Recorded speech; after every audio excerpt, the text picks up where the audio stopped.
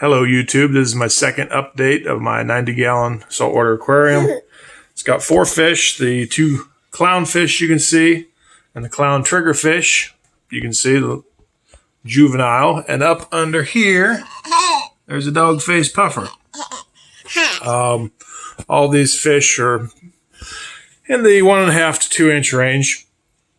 And one of the reasons I started the video, which I talked about in my first episode, if you watched that, I want to have some documented, verified information on the growth rates of clown triggerfish, as secondarily as the dog-faced puffer.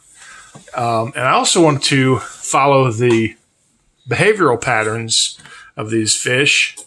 The clown trigger is of particular interest. You read stories online of how they reach a certain size, often quoted about 6 to 7 inch range, and then snap. However, you find a lot of people, videos and whatnot, where they have clown triggerfish in large 200 plus gallon community aquariums, peacefully living with a variety of fish ranging from angels and other triggerfish to eels, lionfish, clownfish, damselfish, chromuses, wrasses, all manner of things. So I'm recording this. I'm going to do this over hopefully the course of many years and note how fast do the clown triggers grow. It's reported they grow about 2 inches a year if you feed them well. If that's true, next September, give or take, this guy should be about 3.5 to 4 inches, plus or minus. And same with the dog-faced puffer. They have about the same growth rate. The dog-faced puffer, he might be a little bigger than the clown. He's definitely fatter. So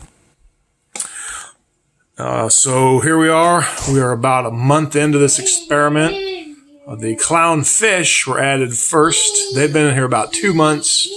And the clown triggerfish and the dog-faced puffer were both in here for a month.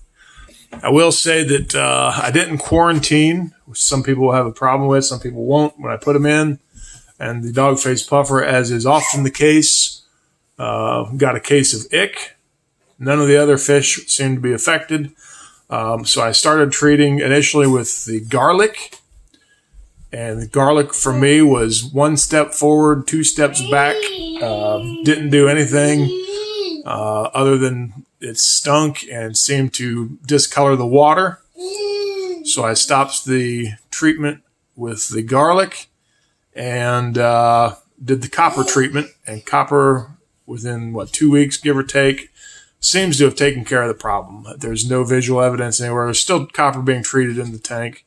I understand it'll be in there for another couple weeks, week or two. And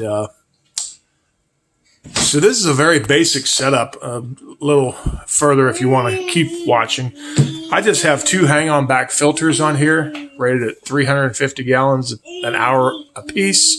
I have a wave maker over in the corner, rated at 1600, that I turn on occasionally. I don't leave it on constantly. 1600 gallons an hour. I'm thinking about going down to like an 800 gallon per hour one. I might leave that on.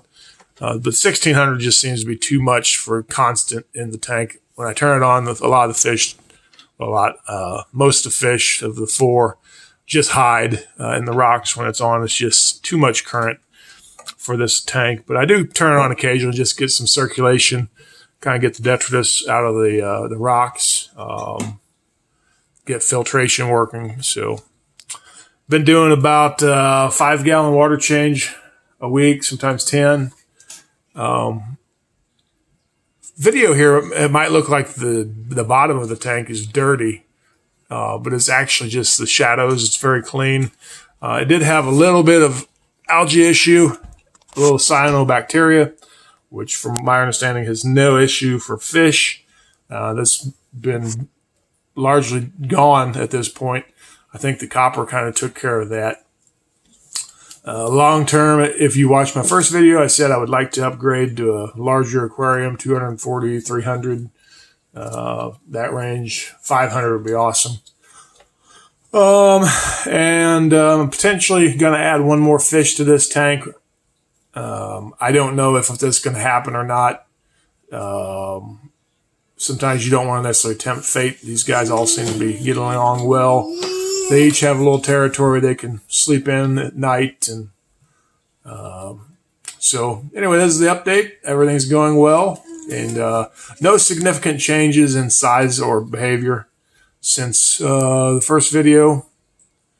No real aggression issues. So yeah, but we will monitor this, and in the event the clownfish need to be taken out, that will occur for their safety if they can't keep up. But as of now, everything's okay. So there we go.